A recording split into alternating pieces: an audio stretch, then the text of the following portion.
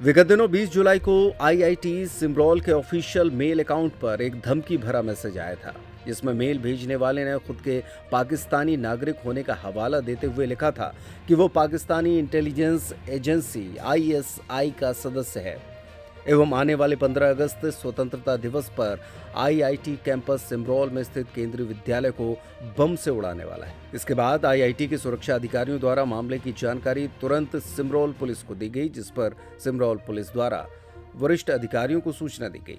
मामले की गंभीरता को देखते हुए पुलिस और साइबर सेल द्वारा संबंधित मेल आईडी के बारे में छानबीन की गई तो पता चला कि मेल इंदौर से ही किया गया है, जिस पर पुलिस द्वारा तत्परता दिखाते हुए मेल भेजने वाले आरोपी को गिरफ्तार कर लिया गया। पुलिस द्वारा प्राप्त जानकारी के मुताबिक पकड़े गए आरोपी का नाम चेतन सोनी है। पुलिस द्वारा की गई पूछताछ में आरोपी ने बताया कि उसने एमसीए किया हुआ है और वर्ष 2022 में उसने पीएमसी केंद्रीय विद्यालय में नौकरी के लिए आवेदन किया था, जिसमें सिलेक्शन नहीं होने की वजह से वो काफी नाराज था और इसी नाराजगी के चलते आरोपी ने सभी को डराने के मकसद से धमकी भरा मेल भेजा था। फिलहाल पुलिस द्वारा पकड़े गए आरोपी से पूछताछ की जा रही है। इंटरव्यू देने गया था, है ना। पर मुझे ऐसा एहसास हुआ कि इंटरव्यू जैसे कि सुबह 11 बजे बुलाया, है ना। मैं एरोड्रोम पे रहता हूँ और वहाँ से मैं 11 बजे गया और शाम तक 6-7 बजे तक इंटरव्यू चला। और मैंने वहाँ ये महसूस किया कि वहाँ हो रहा है भेदभाव। किस टाइप का? सपोज अगर किसी कोई पहचान का है ना, मतलब लाइक पॉलिटिक्स, तो वहाँ पर उन लोगों को प्रायोरिटी दी जा रही है ना। तो ये तो मतलब सिंपल सी बात गलत है ना कि आप कैपेबल हो, आप एजुकेटेड हो और आप उनसे ज़्यादा बेहतर हो, पर प्रायोरिटी किसको मिल रही है? जो जेंडर वाइज। सपोज एक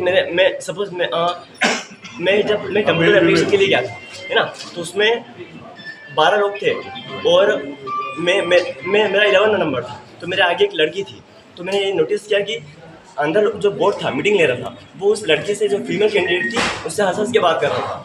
हाँ बिल्कुल, मैं बात सुना। और बाहर जो प्यून बैठा था वो मेरे को इशारा कर रहा है कि अच्छा ठीक है, इसका हो गया ना, अच्छा ठीक है, हो गया। तो व्हाट इज दिस? क्या ही है? मुझे विरोध किया था। हाँ, वहाँ उस समय विरोध किया था। किससे विरोध करूँ मैं? शाम को 6 बजे वोट, शाम को 6 बजे आ रहा है और सब कुछ, मतलब कोई कौन बेचा रहा है? किससे विरोध करूँ मैं? वहाँ क्या मैं कोई सीएम पीएम हूँ क्या? मैं विरोध कैसे करूँ? तो मेरे क्या फ्रस्ट्रेटेड हो गया था, तो मैं चला गया घर बस। और बाकी फिर मैंने और पढ़ा कि न्यूज़ आ गई। फिर मैं बस रेंडम, ये सब कुछ मेरा प्लानिंग नहीं थी, बस रेंडम मेरा थॉट था कि मतलब कुछ ऐसा हो ना कि जैसे कि आप सोचो जॉब नहीं मिली, उनके लिए क्या है, एक छोटी सी न्यूज़ है, लेकिन एक बॉम्ब ब्लास्टिंग न्यूज़ उनके पिछवाड़े में आग लगा दी। सोचो ना, सही बात है कि नहीं?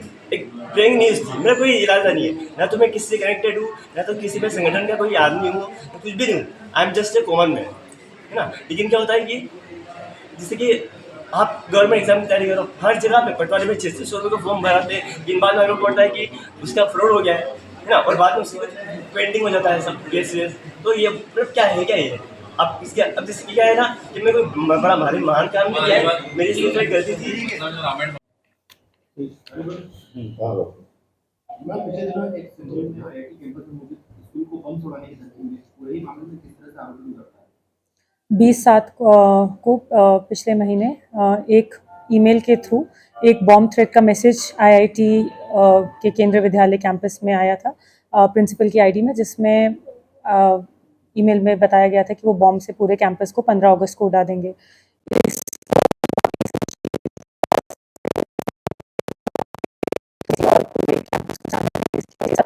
आरोपी को पकड़ने के लिए पुलिस लगातार इसमें लगी रही और इसमें जो तथ्य सामने आया है कि एक चेतन सोनी नामक व्यक्ति जो कि 30 साल का है, जिसने एमसीए कंप्यूटर्स किया हुआ है और लगातार वो जॉब के लिए प्रयास कर रहा था। उसने केवी में भी जॉब अप्लाई किया परंतु उसको जॉब नहीं मिली। इसी निराशा से और इसी फ्रस्ट्रेशन के कारण उसने बॉम्ब थ्रेट वहाँ पर ईमेल किया।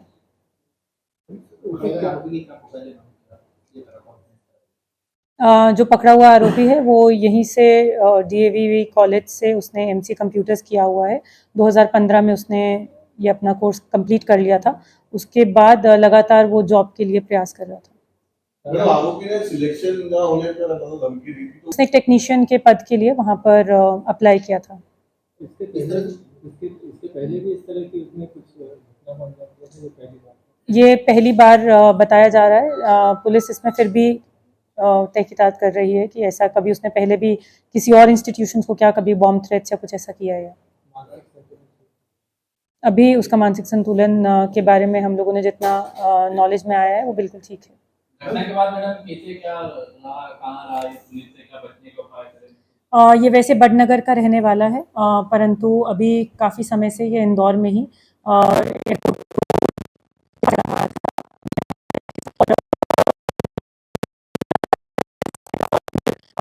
अपडेट्स लेते हुए और काफ़ी टेक्निकल मेहनत करते हुए इस पूरी जो घटना है उसका खुलासा कर पाई। 15 अगस्त ही क्यों चुना गया? उसको लगा कि 15 अगस्त जो है वो बहुत ही महत्वपूर्ण दिन है और उसी का उसने बॉम्ब थ्रेट जो है दिया। ये उसने बेसिकली सबको डराने के लिए और इस इशू को पूरे इशू को बहुत ज़्यादा फुटेज मिले वो इसके द्वारा इसलिए किया गया था ये। पूछताछ में कुछ बता रहा हूँ कि इसके दिमाग में ये आइडिया किस तरह से क्यों आया? उसके द्वारा बताया गया है कि उसको लगा कि केवी में क्योंकि उसको जॉब नहीं मिली, इस वो एक डर का माहौल वहाँ पे क्रिएट करना चाहता था और फ्रस्ट्रेटेड था। जैसे कि मैंने बताया कि वो 2015 में अपना कोर्स कर चुका था और उसके बाद लगातार जॉब्स के लिए अप्लाई भी कर रहा था और फ्रस्ट्रेशन में वो चाहता था कि कुछ ना कुछ ऐसा माहौल क्रिएट करे जिसमें डर पैदा हो लोगों के बीच में। फिलहाल आरोपी के करार में नौकरी तलाश है या नौकरी तलाश? नहीं, नौकरी नहीं कर रहा, नौकरी की तलाश में है। क्या उम्र होगी? इसकी 30 साल है।